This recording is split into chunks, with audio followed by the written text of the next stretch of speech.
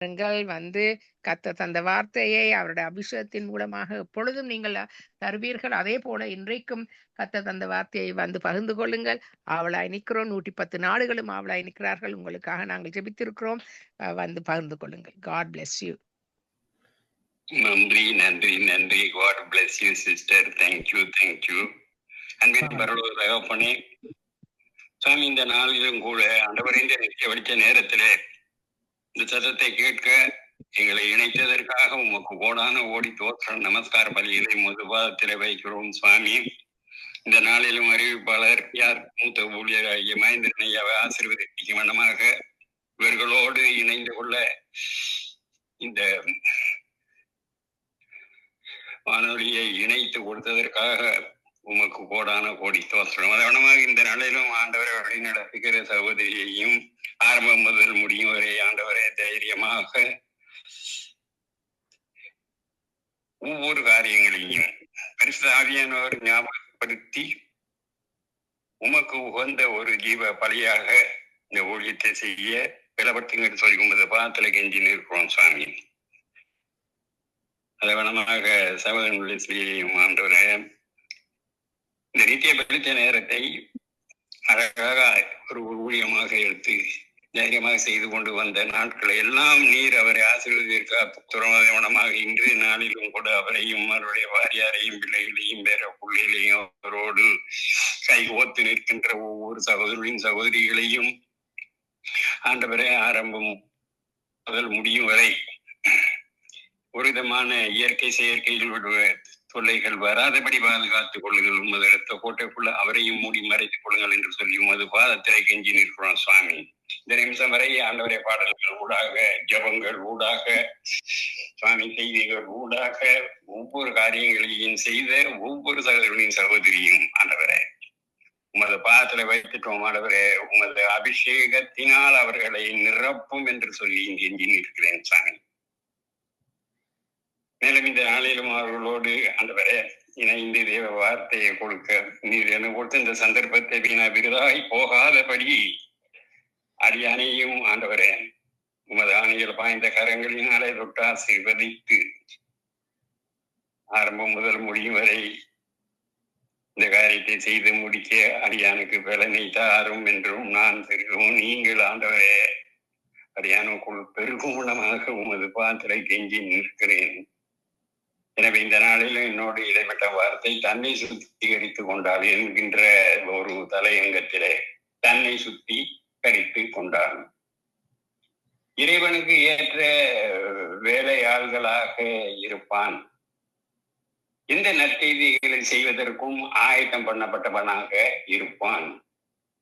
தேவனுக்கு முன்பாக உன்னதமான ஊழியக்காரனாக இருப்பான். ஒரு மனிதன் மதிப்பற்ற காரியங்களில் இருந்து சுத்திகரிக்கப்படுவானே ஆகில் அவன் மதிப்பிற்குரிய ஒரு நோக்கங்களுக்காக ஏற்ற கருவி ஆவான். அவன் பரிசுத்தமாக்கப்பட்டு எஜமானனுக்கு உகந்தவனாக இருப்பான். எந்த நற்செயல்களையும் செய்வதற்கும் ஆயத்தம் பண்ணப்பட்டவனாக இருப்பான் என்று வேதம் கூறுகிறது.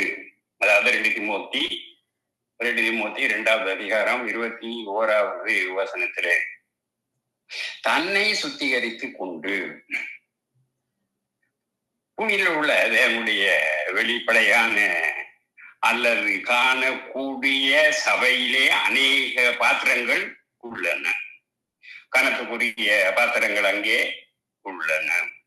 அதாவது அவர்கள் பொல்லாப்பிலே இருந்து விலகி வேதாகம வெளிப்பாடுகளுக்குள் இணக்கம் உள்ள உண்மையான சுவிசேஷத்தை உறுதியாக பிடித்து கொள்ளும் மெய் விசுவாசிகளாவார்கள். கனவீனத்துக்குரிய பத்திரங்கள், அதாவது அவர்கள் சத்தியத்திலே இருந்து வழி விலகி செல்லும் கள்ள போதகர்கள் என்பதையும் நாங்கள் வசனம் 14 19வது வசனம் வரைக்கும் 2 தீமோத்தியில வாசிக்கின்றோம். அந்த உண்மையான விசுவாசிகளுடைய எஜமானனுக்கு உபயோகம் உள்ளவர்களாக இருக்க வேண்டும் என்று விரும்புகிறவர்கள் வாக்கியங்களுக்கு விரோதமான உபதேசங்களை பிரசாரம் செய்யவும், மதங்களிலே இருந்தும் தங்கள் விசுவாசிகள் என்றும் அறிக்கை செய்வோரை விட்டு பிரிந்து போக வேண்டும் என்பதை நாங்கள் வசனம் 19 வாசிக்கின்றோம். வேதாகமத்திற்கு ஒத்து போகாத உபதேசங்களை போதிக்கப்படுவரிடம், அதாவது தொடர்பு கொள்ள விரும்பினால் அது அவர்கள் மனம் திரும்பி சத்தியத்திற்கு திரும்பத்தக்கதாக அன்போடு கூட அவர்களை திருத்தும் நோக்கத்தோடு மாத்திரம் அவர்களிடம் நாங்கள் தொடர்பு கொள்ள வேண்டும் என்பதை அது 2 தீமோத்தேயுல 25வது வசனத்திலே வாசிக்கின்றோம். 25வது வசனத்திலே வாசிக்கின்றோம். அதாவது பரிசுத்தப்பட்ட பாத்திரம். முதலாவதாக அப்போஸ்தலனாகிய பவுலை குறித்து தேவன் தாமே சாட்சி கொடுக்கிறார். என்னுடைய நாமத்தை அறிவிப்பதற்காக நான் தெரிந்து கொண்ட பாத்திரமாக இருக்கிறான் என்று வேதம் கூறுகிறது. அப்போஸ்தலர்கள் நடவடிக்கையில 9வது அதிகாரம் 15வது வசனத்திலே என்னுடைய நாமத்தை அறிவிக்கிறதற்காக நான் தெரிந்து கொண்ட பாத்திரமாக இருக்கான். இவ்வளவு சந்தோஷமான ஒரு சாட்சி. புதிய ஏற்பாட்டை நம்மை சுத்திகரிப்பதற்காக 4 காரியங்களை ஆண்டவர் வைத்திருக்கிறார். முதலாவது, அது இயேசுவின் இரத்தம். தம்முடைய சொந்த இரத்தத்தினாலே ஜனங்களை சுத்திகரிக்கிறார் என்பதையும் நாங்கள் எபிரேயர் 13:12 வாசிக்கின்றோம். இரண்டாவதாக, வேத வசனங்களினாலே நம்மை அவர் சுத்திகரிக்கிறார். வாலிபன் தன் வழியை எதனாலே சுத்தம் பண்ணி கொள்ளுவான்? அவருடைய வசனத்தின்படி தன்னை காத்துக் கொள்கிறதுனால் தானே என்பதையும் நாங்கள் சங்கீதம் 119வது அதிகாரத்திலே 9வது வசனத்திலே வாசிக்கின்றோம். சங்கீதம் 119:9. மூன்றாவதாக, ஊக்கமான ஜெப ஜீவியம்.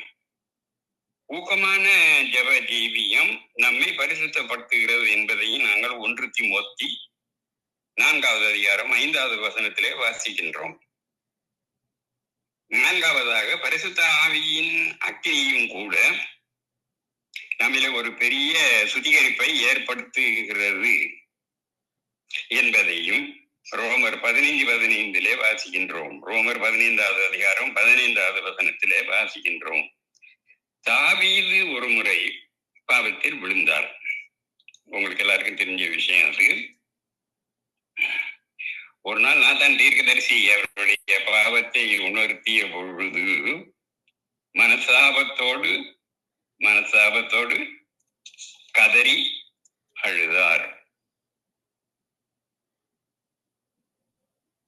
பாவ அறிக்கை செய்தார் என்று சொல்லலாம். 59வது சங்கீதத்தை எழுதினார். என் மீறுதல்கள் நீங்க என்னை சுத்திகரியும், என் அக்கிரமங்கள் நீங்க என்னை முற்றிலுமாக கழுவி அருளும், ஈசோப்பினால் என்னை கழுவி அருளும், அப்பொழுது நான் சுத்தமாவேன் என்று சொல்லி கதறி அழுதார் என்று சங்கீதம் 51வது அதிகாரத்திலே 1, 2, 7வது வசனங்கள் ஊடாக எங்களால் தியானிக்க முடியும். சங்கீதம் 51, 1வது வசனம், 2வது வசனம், 7வது வசனத்தின் ஊடாக இதிலே அவர் 4 காரியங்களை சொல்லுகிறார். முதலாவது, மீறுதல் நீங்க சுத்திகரியும் என்றும், 2வது, அக்கிரமங்கள் நீங்க சுத்திகரியும் என்றும், 3வது, பாவமர என்னை சுத்திகரியும், 4வதாக, ஈசோப்பினால் என்னை சுத்திகரிக்கும். பரிபூர்ணமான சுத்திகரிப்புக்காக அவர் மன்றாடுகிறதை இங்கே பார்க்கின்றோம். பிரியமானவர்களே, நமது மாம்சத்திலும் ஆவியிலும் உண்டான எல்லா அசூசிகளையும் நீக்க நம்மை சுத்திகரித்துக் கொண்டு பரிசுத்தமாகுதலை தேவ பயத்தோடு பூர்ணப்படுத்த கடவோம். என்பதை நாங்கள் வேதத்திலே வாசிக்கின்றோம். அதாவது 2 கொரிந்தியர் 7வது அதிகாரத்திலே 1வது வசனம் அவனமாக வேதாகமத்தில் எழுதப்பட்டிருக்கிறது. அப்போதுலாகிய பவுலை குறித்து கர்த்தர் சாட்சி கொடுத்த பொழுது கூட அவன் புறஜாதிகளுக்கும் ராஜாக்களுக்கும் இஸ்ரவேல் புத்திரர்களுக்கும் என் நாமத்தை அறிவிக்கத்தக்கதாக நான் அவனை தெரிந்து கொண்ட பாத்திரமாக அவன் இருக்கிறான் என்றார் என்று அப்போஸ்தலர் 9வது அதிகாரம் 15வது வசனத்திலே வாசிக்கின்றோம். ஆக்ட்ஸ் 9:15. தேவன் பட்சபாதம் உள்ளவர் அல்ல. ஒருவருக்கு வரங்களையும் வல்லமையாக கொடுத்து விட்டு இன்னொருவனுக்கு மறுக்கிற தேவன் அவர் அல்ல. அவர் உட்கார்ந்து வெள்ளியை உடலிட்டு சுத்திகரித்துக் கொண்டே இருப்பார். அவர் கர்த்தருடையவர்களாய் இருக்கும்படியாகவும் அவர்களை பொன்னை போல வெள்ளியை போலவும் புலமிடுவார் என்று மல்கா தீர்க்கதரிசியின் புத்தகம் 3வது அதிகாரம் 3வது வசனத்திலே வாசிக்கின்றோம். பக்தனான யோபுவை பொன்னான பாத்திரமாக வணையும்படியாய் உருவாக்கும்படியாக எத்தனையாக அவனை புலமிட்டார். எத்தனையான பாதையில கொண்டு போனார். யோபு பக்தன் சொல்றார், அவர் என்னை சோதித்த பின்பு நான் பொன்னாக விளங்குவேன் என்று யோபு 23வது அதிகாரம் 10வது வசனத்திலே வாசிக்கின்றோம். யோபு 23:10. அழிந்து போகின்ற பொண்ணு அக்கினியிலே சோதிக்கப்படும் வண்ணமாக அதை பார்க்கிறோம் அதிக விலையேற பெற்றதா இருக்கின்ற உங்களுடைய விசுவாசம் சோதிக்கப்பட்டு இயேசு கிறிஸ்துவினால் வெளிப்படும் பொழுது உங்களுக்கு புகழ்ச்சியும் கனமும் மகிமையும் உண்டாக உங்களில் காணப்படும் என்று 1 பேதுரு 1வது அதிகாரம் 7வது வசனத்திலே வாசிக்கின்றோம். 1 பேதுரு 1:7. சுத்திகரிப்பின் பரிசுத்தம் எங்கே ஆரம்பிக்கின்றது? நம்முடைய உள்ளத்தில், நம்முடைய எண்ணங்களில், நம்முடைய சிந்தைகளில் ஆரம்பிக்கின்றது. வேறானது பரிசுத்தமாக இருந்தால் கிளைகளும் பரிசுத்தமாக இருக்கும் என்று ரோமர் 11:16 வாசிக்கின்றோம். ரோமர் 11:16 வசனத்தை தியானியுங்கள். வேர் என்பது உன்னதத்தின் ஆழமாகும். நம் உள்ளத்தின் ஆழத்துல பரிசுத்தத்தை குறித்து பிரதிஷ்டையும் தீர்மானமும் மிகவும் அவசியம். பாபிலோன் தேசத்திற்குள் செல்வதற்கு முன்பாகவே தானியேல் தான் உள்ளத்தின் ஆழத்திலே ஒரு தீர்மானத்தை எடுத்துக்கொண்டார். அதாவது பிரதிஷ்டனை செய்தார். ராஜாவின் போதனத்திற்கும் திராட்சரசத்திற்கும் நான் தீட்டுப்படவே மாட்டேன் என்பதே அந்த பிரதிஷ்டையாகும் என்று தானியேல் 1:8 தானியேல் 1வது அதிகாரம் 8வது வசனத்திலே வாசிக்கின்றோம். இரண்டாவதாக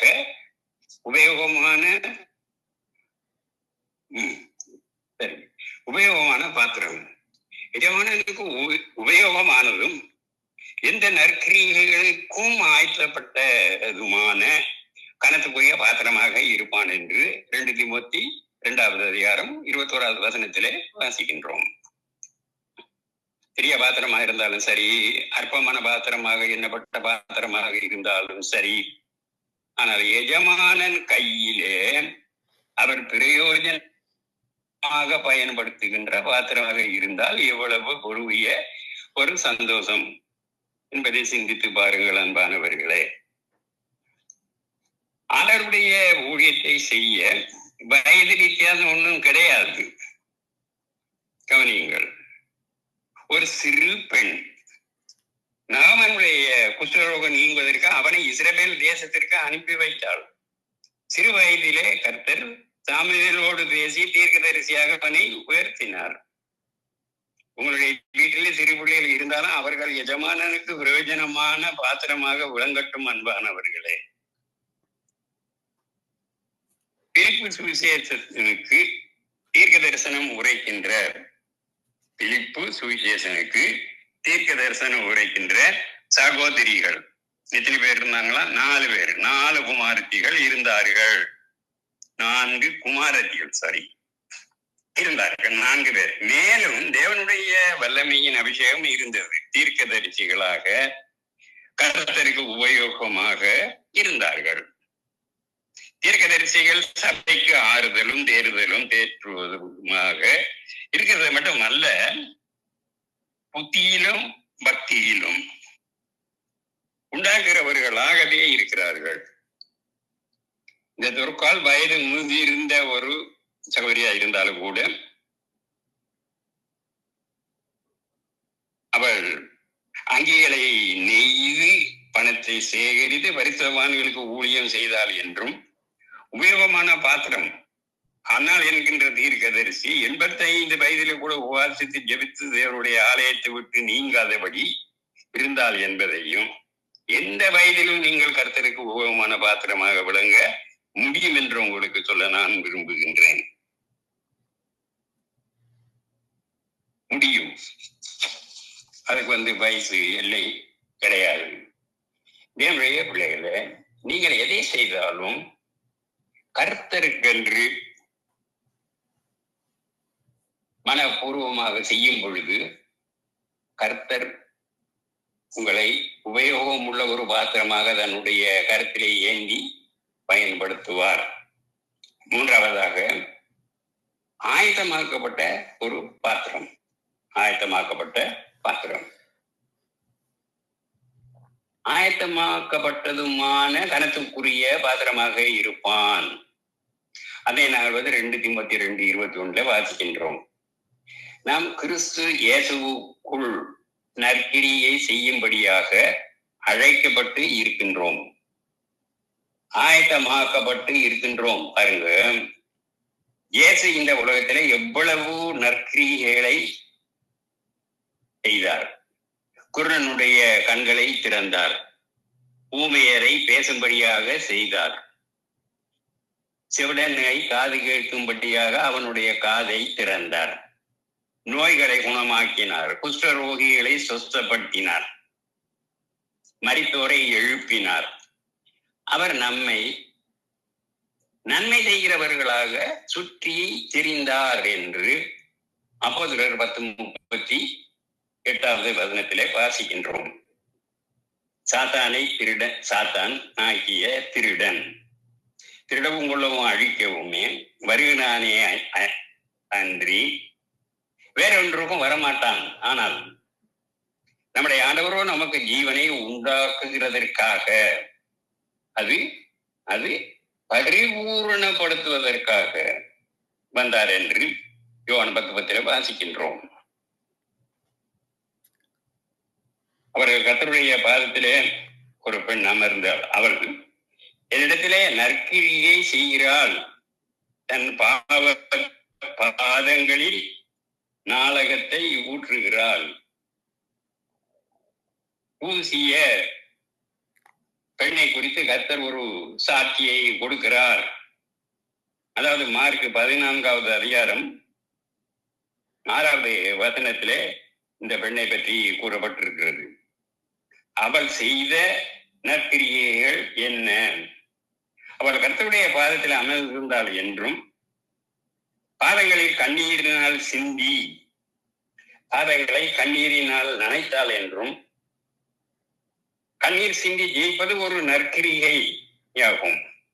2வது, அவள் தன் தலைமயிரை எடுத்து பாதங்களை துடைத்தாள் என்றும், எத்தனை தாழ்மையான ஒரு நற்கிரிகை என்பதை நாங்கள் இங்கே கவனிக்க முடியும். 3வதாக, அவள் கிறிஸ்துவின் பாதங்களை ஓயாமல் முத்தமிட்டாள் என்று எழுதப்பட்டிருக்கிறது. அந்த முத்தங்கள் புதிய ஆராதனைக்கு அடையாளமானவைகள். கடைசியாக அவள் அவருடைய பாதத்திலே பரிமள தைலத்தை பூசினாள். அந்த வாசனை வீடு முழுவதும் இனிய நறுமணமாக பரவியது. அது கர்த்தருடைய சுவிசேஷத்தை உலகமெங்கும் பரவுவதற்கு ஒரு அடையாளமாக இருந்தது என்று யூகிக்கலாம்.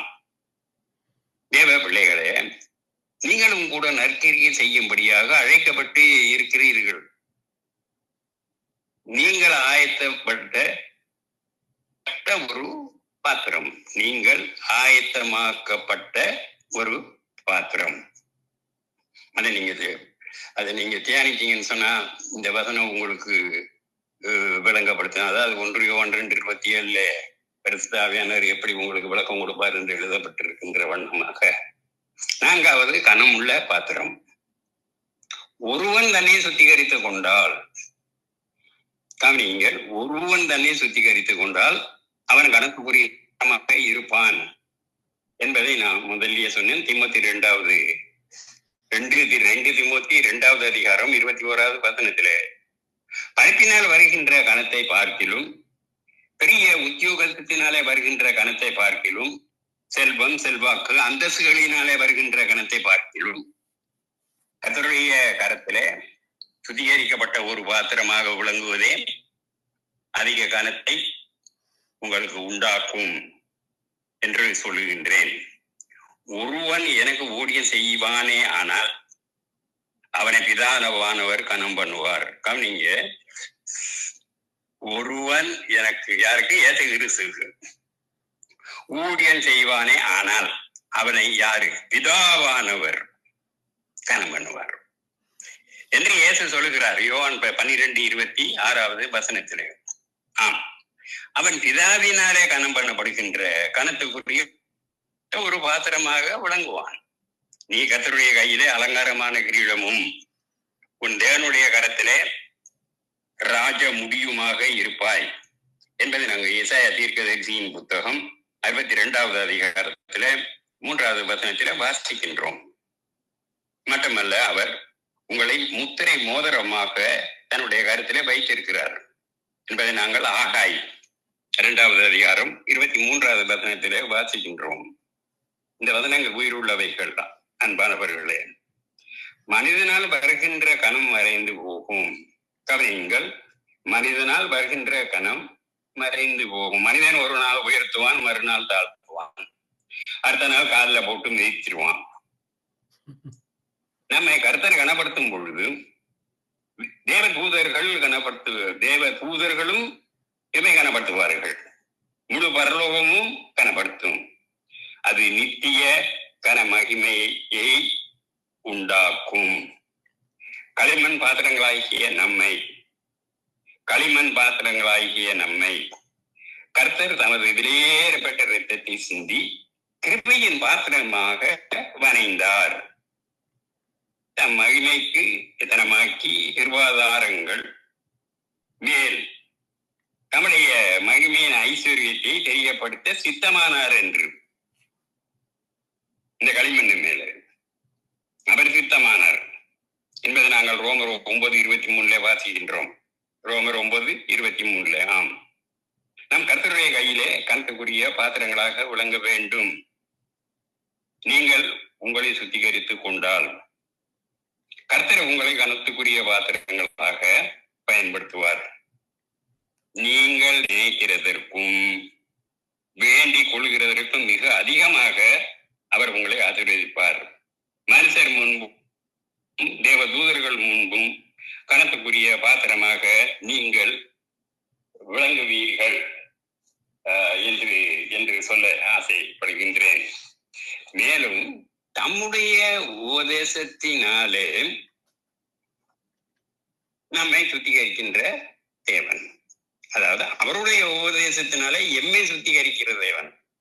நான் உங்களுக்கு சொன்ன உபதேசத்தில நீங்கள் இப்பொழுதே சுத்தமாக இருக்கிறீர்கள் என்று யோவான் 15வது அதிகாரத்திலே 3வது வசனத்திலே வாசிக்கிறோம். ஆண்டவர் இயேசு உலகத்திற்கு மனிதனாக வந்த பொழுது அவருடைய உபதேசத்தை கேட்ட மக்கள் ஆயிரக்கணக்கிலே திரளாக கூடி வந்தார்கள் என்று லூக்கா 21:38 வாசிக்கின்றோம்.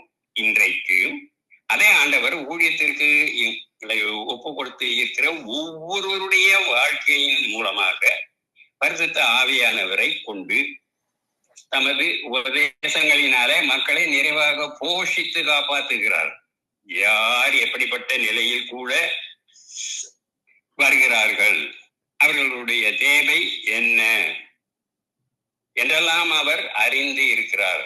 அதை தம்முடைய மக்களினுடைய உபதேசத்தின் மூலமாக அருளை செய்து அவர்களை நிறைவாக ஆசீர்வதித்து அனுப்புவதுதான் அவருடைய விருப்பம். மேலும் தேவனுடைய வார்த்தைக்கு ஒவ்வொரு மனிதருடைய கால்களும் தீபமாக, பாதைக்கு வெளிச்சமாக தருவதாக இருக்கிறது என்பதை நாங்கள் சங்கீதம் 119, 105வது வசனத்திலையும் 130வது வசனத்திலையும் வாசிக்கின்றோம். இன்று வாலிபர்கள் அநேகர் தேவனுடைய வார்த்தையின் மூலமாக சுத்திகரிக்கப்பட்டு இருக்கிறார்கள் என்பதையும் சங்கீதம் 119, 9வது வசனத்திலே வாசிக்கின்றோம். குடும்பங்களிலே வேத வசனத்தை தேடுகிற மக்கள் மத்தியில் ஆண்டவர் வாஞ்சியோடு வந்து வாசம் பண்ணுகிறவராகவே இருக்கிறார் என்பதையும் யோவான் 14:23 வாசிக்கின்றோம். பிரியமானவர்களே, நீங்கள் அனலும் இன்றி குளிரும் இன்றி குற்றம் கண்டுபிடிக்கிறவர்களாக இருக்கிறீர்களா? அல்லது தேவனுடைய வார்த்தைக்கு பயந்து அவருடைய உபதேசங்களிலே சுத்திகரிக்கப்பட்ட ஆண்டவர் கரத்திலே உங்களை ஒப்பு கொடுத்து இருக்கிறீர்களா? சற்று யோசித்து பாருங்கள் என்பதை நாங்கள் நீதிமொழிகள் 4:2 வாசிக்கின்றோம். அதாவது நாங்கள் தேவவசனத்தை வாசித்து சிந்தித்து செயல்படுத்த வேண்டும் என்பதையே நான் உங்களுக்கு சொல்லுகிறேன் என்று சொல்லி என்னுடைய செய்தியை முடிவுக்கு கொண்டு வருகின்றேன். ஒரு சிறிய ஜெபத்தோடு முடித்து ஒரு பாடலோடு என் செய்தியை முடிக்க ஆசைப்படுகின்றேன். தேவன் பரிசுத்த ஆவியானவரால் என்னை அபிஷேகம் பண்ணுவாராக.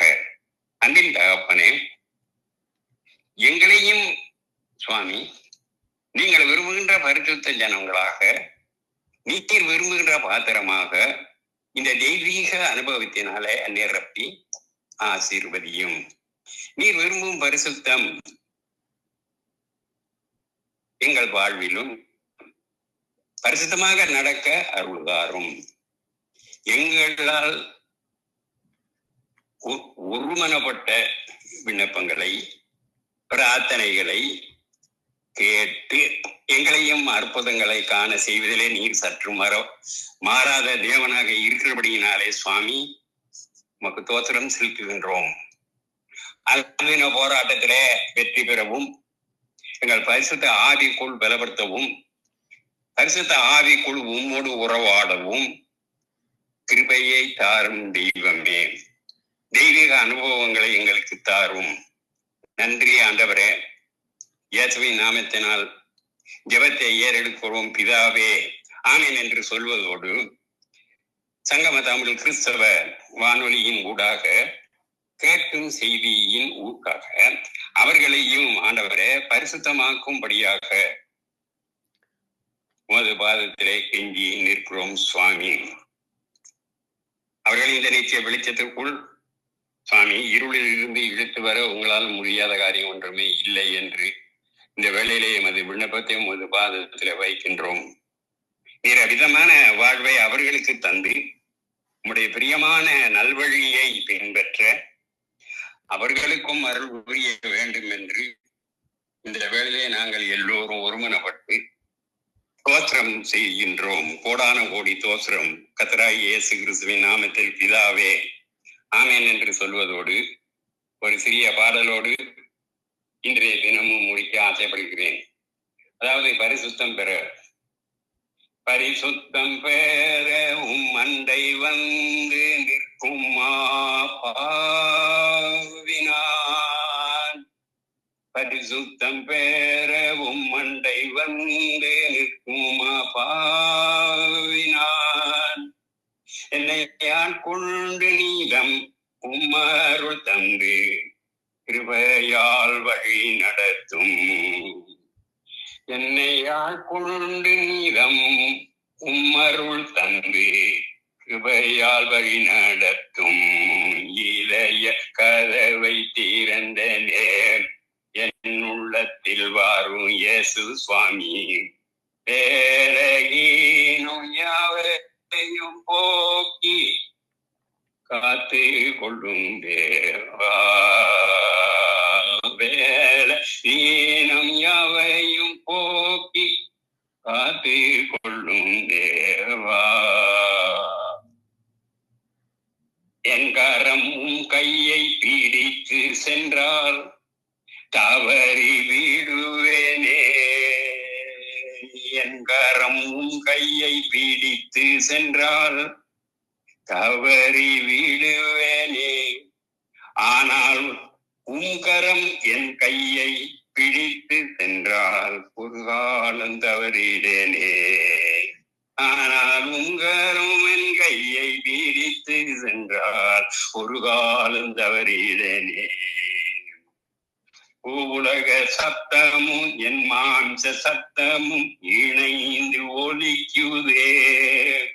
ஆனாலும் மெல்லிய சத்தம் எனக்கு தெளிவாக கேட்டிட என் செவியை திறந்திடுமே. ஆனாலும் மெல்லிய சத்தம் தெளிவாக கேட்டிட என் செவியை திறந்திடுமே. இதய கதவை திறந்தேனே, என் உள்ளத்தில் வாரும் இயேசு சுவாமி. வேலையீனம் யாவையும் போக்கி என்னை காத்து கொள்ளும் தேவா.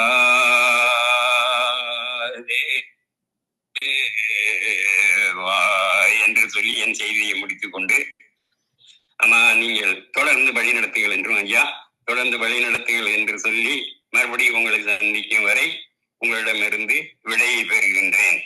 இந்த நிமிஷம் வரைக்கும் ஒரு விதமான ஸ்கைல் எங்களுக்கு தொந்தரவு கொடுக்காமல் இருந்ததற்கு ஆண்டவருக்கு கோடி நமஸ்கார பலியை செலுத்தி உங்களிடமிருந்து விடை பெறுகின்றேன். ஆமேன், ஆமேன், ஆமேன்.